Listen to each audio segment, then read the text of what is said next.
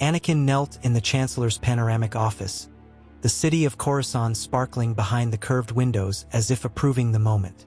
Palpatine paced in circles, satisfied, his deep voice pouring out promises. A powerful Sith you will become. Before the title that would change the fate of the galaxy, the air vibrated and a translucent figure appeared beside Palpatine. Only Anakin saw it. "Master, Qui-Gon Jinn?"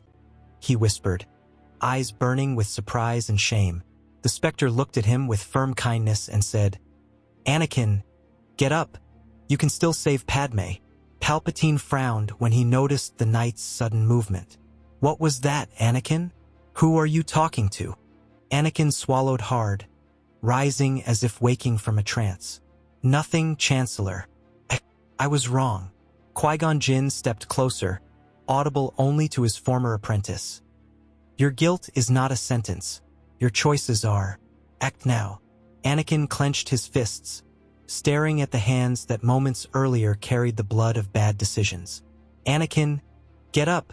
You can still save Padme," repeated Qui-Gon Jinn, like a strike of light. "She needs her husband, not the monster you fear becoming." Anakin stepped back, his heart at war. "Chancellor, I need to go. There's something I must fix." Palpatine let out a cold laugh. "Fix? Without me, she will die. Only the knowledge I possess can save her." The ghost insisted. "Lies imprison, truth set free. Go to her." Anakin drew a short breath, made his decision, and turned his back on the man who was devouring his soul. Turning his back, Anakin walked toward the exit. Palpatine raised his voice. "You're making a terrible mistake, boy." The young man stopped for just a moment without looking back. "Maybe, but it's my mistake to fix, not yours to exploit." Qui-Gon's ghost slowly faded, leaving only the sense that the choice had been made. Furious, Palpatine activated his communicators. "Execute Order 66 immediately." Already in the corridors, Anakin quickened his pace. His breathing was heavy, and the echo of clone boots grew closer. He knew there was no turning back and that Palpatine would not rest until he was destroyed. He took a side elevator, avoiding the main route to the Senate, and headed for Padme's apartment. The city of Coruscant shone outside, unaware of the beginning of another night of pursuit. When he arrived, Anakin knocked on the door and saw Padme open it, startled. "Anakin, what's going on? I heard transmissions about attacks on Jedi." He held her hands.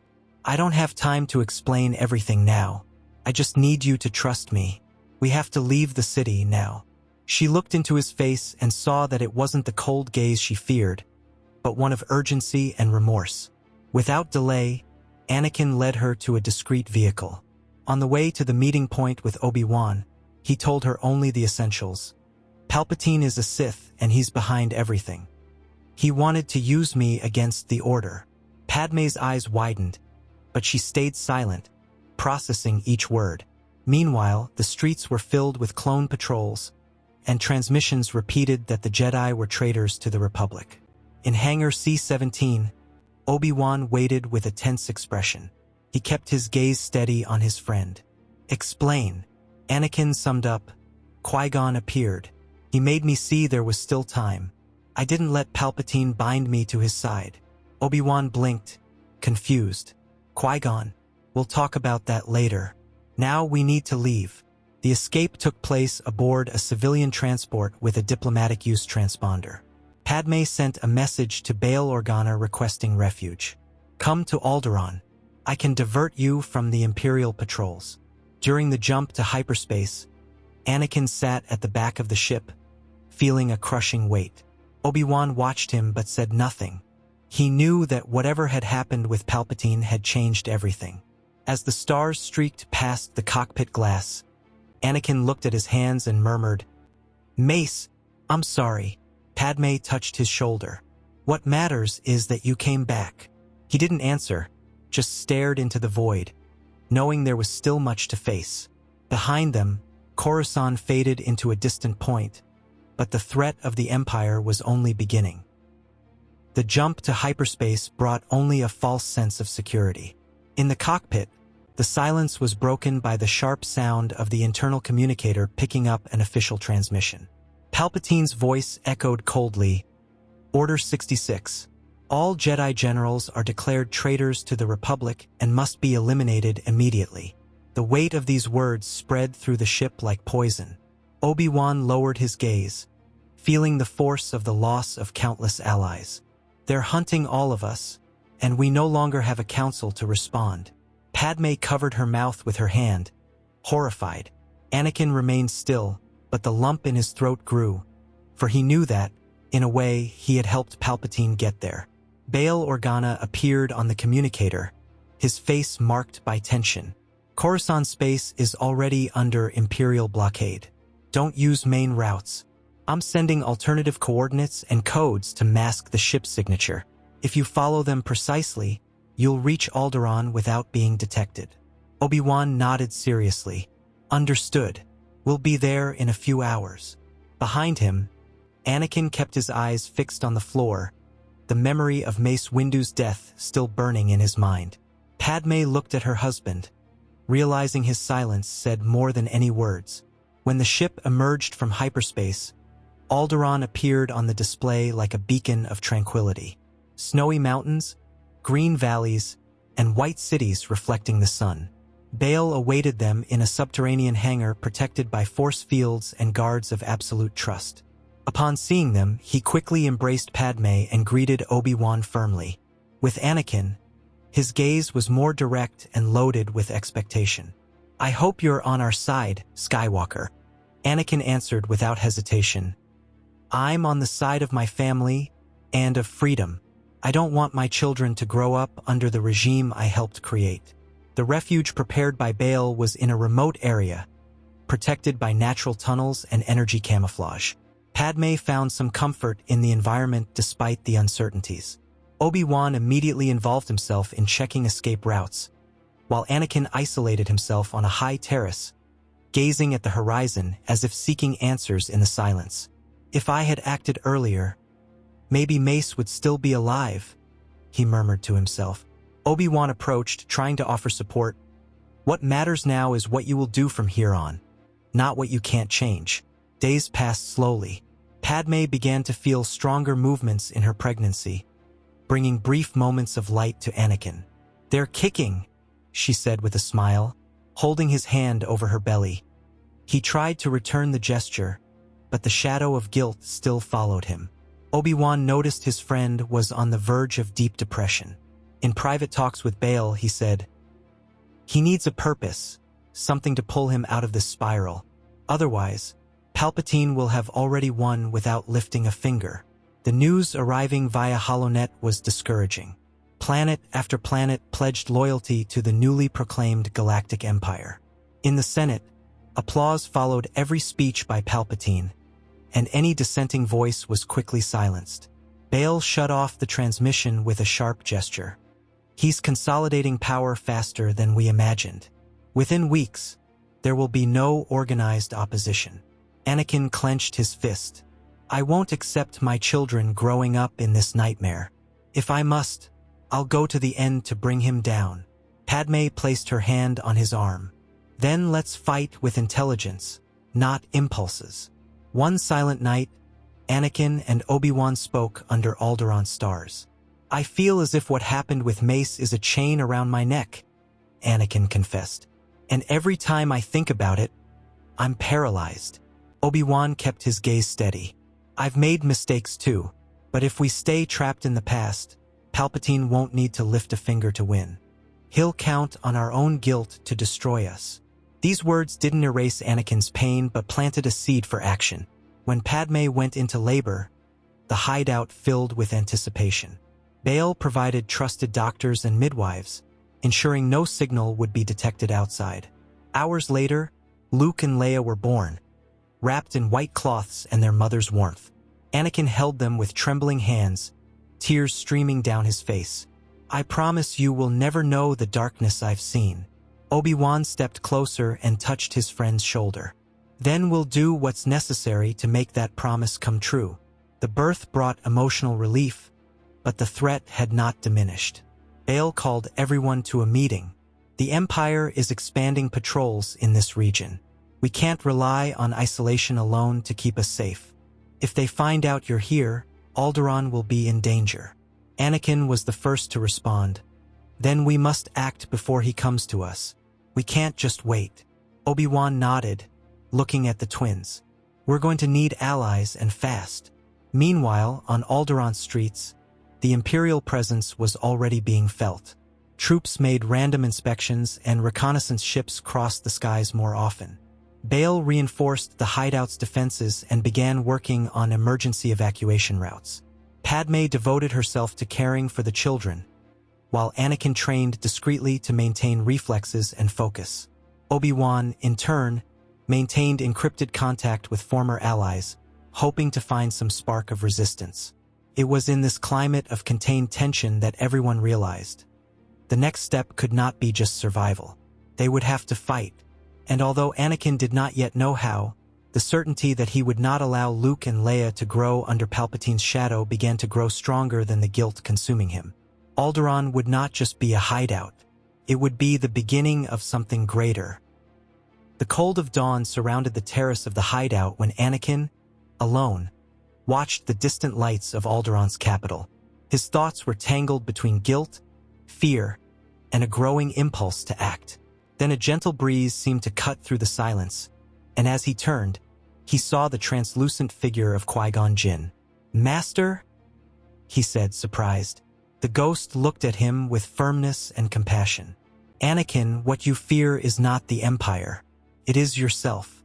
But there is still time to align yourself with what you were meant to be." Anakin took a deep breath, struggling against emotion. "I almost became what he wanted. And even now, I don't know if I can escape this shadow." Qui-Gon took a few steps, looking at the mountains in the distance. "Escaping is not the way. You must face what pulls you down, without denying it and without surrendering to it. The Jedi were wrong to teach that feeling is weakness. What weakens is not knowing how to deal with what you feel." Anakin lowered his gaze, absorbing every word. The next day, Anakin called Obi-Wan to meet him on the same terrace. He appeared. "Qui-Gon." Obi-Wan's eyes widened in surprise. "You spoke to him?" Before he could say more, the morning light revealed the ghost beside Anakin. "Kenobi," Qui-Gon greeted with a slight smile. Obi-Wan stepped forward. "Master, I thought I would never hear your voice again." The ghost tilted his head. "And I thought you two would have already learned to walk outside the iron bars of the old order." The three remained together, and Qui-Gon began to speak about what he saw as the central flaws of the Jedi. The Order distanced itself from real life. It put control above compassion, the rule above the person. And so, it left doors open for someone like Palpatine to enter without resistance. Anakin lifted his gaze. "And now, if we rebuild, will we repeat the same mistakes?" Qui-Gon shook his head. "No, if you have the courage to change." Obi-Wan seemed uneasy, but the rules maintained balance. "Without them, we may fall into chaos." Qui-Gon replied calmly, "Rules should serve people, not the other way around. True balance comes from harmony between discipline and compassion. You two are pieces of that harmony. One is order, the other is passion. Use that." Anakin crossed his arms. "I've made too many mistakes to serve as an example." The ghost replied, "Mistakes are harsher teachers than living masters." In the following days, Qui-Gon appeared only a few times, always at night, to give discreet guidance. One of these conversations was about fear. Fear is a survival instinct, but when it guides all your decisions, it becomes a prison, he said, looking at Anakin. Obi-Wan added, "And when ignored, it disguises itself as prudence." Qui-Gon nodded. "Exactly. You must recognize fear, but not let it command the hand that holds the saber." At another moment, they spoke about family and the twins. "Luke and Leia cannot be raised as soldiers," Qui-Gon warned. "They must grow as people, know love, friendship, and only then understand the weight of the Force." Anakin looked at the ground. "And if they inherit my flaws?" The ghost replied, "They will inherit what you cultivate. It is not blood that defines destiny, it is example." Obi-Wan agreed. They will have more than one example. The conversations with Qui-Gon also touched on the political role of the Jedi. You cannot become too entangled with governments, or you will be dragged down by the same corruptions, he warned. Bail Organa, present one of the knights, nodded. I have seen that happen in the Senate. Qui-Gon looked at him. Then, Senator, help them keep their distance when power tries to buy them. Bail replied, You can count on me. Before leaving for a while, Qui-Gon left direct advice. Palpatine is the master of manipulation. He will try to use what remains of fear and anger in you. Do not respond with hate. Respond with clarity. Only then will you be able to unite allies without repeating the cycle of betrayals. Anakin and Obi-Wan exchanged silent looks, understanding that this would not be a war of sabers alone, but of principles. On the last night before disappearing, Qui-Gon spoke only to Anakin. You will have to choose between protecting your family in the dark or exposing yourself to ensure they live in the light. That choice will define who you truly are. Anakin was left alone on the terrace, gazing at the stars of Alderaan, feeling that the moment to decide was rapidly approaching. Bail Organa gathered everyone in the most secure room of the hideout. The hologram of star routes floated above the central table. The Emperor has a weekly travel cycle between Coruscant and the industrial sector of Fonder. During one of these trips, we can intercept him. Yoda, who had secretly arrived in Alderaan brought by Bail, analyzed the map with sharp eyes. Soon, the window will be absolute precision we need. Obi-Wan crossed his arms. And if something goes wrong, we won't have a second chance. Anakin approached the projection, his expression resolute. How much time will we have inside the ship? Bail replied, Little. The escorts are strict, and the Emperor never stays still for long. You will have to get in and act before they realize the infiltration. Yoda added, Divide we must not. Together, strong the impact will be. Obi-Wan looked at Anakin. It won't be just a duel. It will be an operation to cut the head off the Empire. Preparation began immediately. Bail provided false identities and uniforms of navigation systems maintenance technicians. The cover was simple. Urgent repairs requested for the Emperor's personal ship. Anakin reviewed internal maps while Obi-Wan practiced quick movements in narrow corridors. Yoda, in turn, meditated for long periods, as if already seeing each step before it happened. Anticipate, the key is, he said at each pause. The day before the mission, Padme found Anakin in the hangar, adjusting his saber belt. Will you come back to me? He placed his hand over hers. I will return. For you, for Luke and Leia, and so they can have a future without fear. Obi-Wan, passing through the corridor, just cast a look of understanding and continued. Bail observed from afar, aware that this mission could decide the fate of the galaxy and cost everyone's lives. The approach to the Imperial destroyer was timed to the second. Disguised as the maintenance team, Anakin, Obi-Wan, and Yoda boarded a small transport, accompanied by 2 astromech droids painted in neutral colors. Upon docking, they were met by guards requesting credentials. Bail, speaking over the communicator as if he were a logistics officer, authorized entry. Team 7 cleared. Make the repair quick. Inside the ship, the corridors were silent and oppressive. The trio maintained their technician guise until they reached the antechamber leading to the Emperor's quarters. There they encountered the first royal guards. Obi-Wan whispered, No unnecessary deaths. Yoda raised his hand, and within seconds the soldiers fell unconscious. Quick, we must be. Anakin took the lead, guiding them to the central door. Access required codes, but Bail had obtained an old sequence still valid. The door opened with a metallic sound, revealing Palpatine seated in a high chair, his back to them. I thought you would take longer, said the Sith, turning slowly with a cold smile. Skywalker, Kenobi, and the Little Master, have you come to finish what you started? Anakin ignited his blue saber. We came to end what you built. The duel began with an explosion of force lightning. Yoda absorbed the initial impact, redirecting the energy against nearby panels. Obi-Wan attacked from the side, forcing Palpatine to retreat, while Anakin blocked rapid strikes and tried to find an opening. "You cannot stop the inevitable," mocked the Emperor. Yoda replied without hesitation. "Inevitable, nothing is. Choices, everything decide."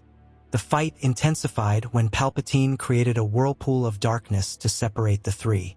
Anakin advanced on him with precise blows, but the Sith counterattacked with almost supernatural strength. Obi-Wan seized a moment of distraction to cut part of the Emperor's sleeve, exposing burned flesh. Palpatine roared in rage and unleashed a wave that threw the two Jedi against the wall. "You are shadows of what you once were," he shouted. Yoda used the enemy's fury to draw his attention. With quick, unpredictable movements, he leaped over consoles and pillars, dodging each attack until he found the perfect angle. A joint strike with Obi-Wan disarmed Palpatine, and Anakin advanced for the final blow. "For the future of the galaxy," he said before piercing the Sith's chest with a firm strike. The Emperor fell and silence filled the room. Palpatine's body still lay on the floor of the room when the trio regrouped. The air was heavy, not with fear, but with the awareness that an entire cycle had ended. Bail Organa entered quickly, checking for any other nearby enemies. "His life signal has disappeared. We must leave before the destroyer realizes what happened." Yoda nodded. "Leave now we must." Anakin looked at the lifeless body and thought of the paths that had almost led him to stand beside that man. Obi-Wan touched his shoulder and said, "Don't look back. Now it's about what we're going to build." Back on Alderaan, the news was met with disbelief and hope. Padme ran to embrace Anakin, relieved to see him alive. Luke and Leia, still small, were placed in their father's arms, and he held them with more pride than ever. Bail quietly gathered political allies, explaining that it was not about replacing one tyrant with another, but about establishing a just foundation for the galaxy. Obi-Wan agreed. "If we just raise another tower of power, the cycle begins again." That same night, as Anakin watched his children sleep, a soft light filled the room. Qui-Gon Jinn appeared for the last time. "You did what needed to be done. But the fall of a tyrant does not guarantee the rise of justice." Anakin asked, "And if we fail in trying to rebuild?" The ghost replied, "Failure will not come from battles lost, but from forgetting why you began. Keep the order close to real life and it will survive." Then, slowly, he vanished, leaving only an echo of peace.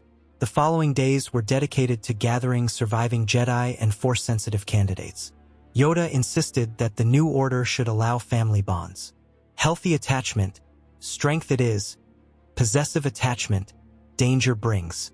Obi-Wan oversaw basic training, while Anakin taught techniques of emotional discipline, avoiding having apprentices hide or deny feelings. Padme led a civil council to integrate the new order into communities, preventing it from isolating itself in distant towers. The school was established in Alderaan's hills, surrounded by forests and rivers. Unlike the old temple, the place did not flaunt grandeur. It was simple and open so that anyone could enter. "The Force belongs to no one," Obi-Wan said during the welcome ceremonies. Watching the young ones train, Anakin felt he had finally found a purpose that did not depend on battles, but on preparing for a more balanced future. Over time, resistance against Imperial remnants strengthened. Bail maintained secure communication networks, while Jedi and civilians worked side by side on reconstruction missions. Luke and Leia grew up surrounded by masters and friends, learning as much about diplomacy as about combat. "They are the synthesis of what it always should have been," Padme said, watching her children run through the school courtyard. There were internal debates about the political role of the Order. Some wanted greater influence in the new Senate, but Obi-Wan and Anakin were firm. "We cannot govern. We can advise and protect, but never take the throne." Yoda supported the decision. "Intervene when needed. Rule, never." This stance kept the new order from being seen as a threat, earning the trust of systems that once feared the Jedi. To mark the beginning of this new era, a grove was planted around the school. Each tree received the name of a fallen Jedi or an ally lost in the war. Anakin placed a small plaque with the name Mace Windu. Obi-Wan stood beside him, He would have liked to see this. Anakin replied.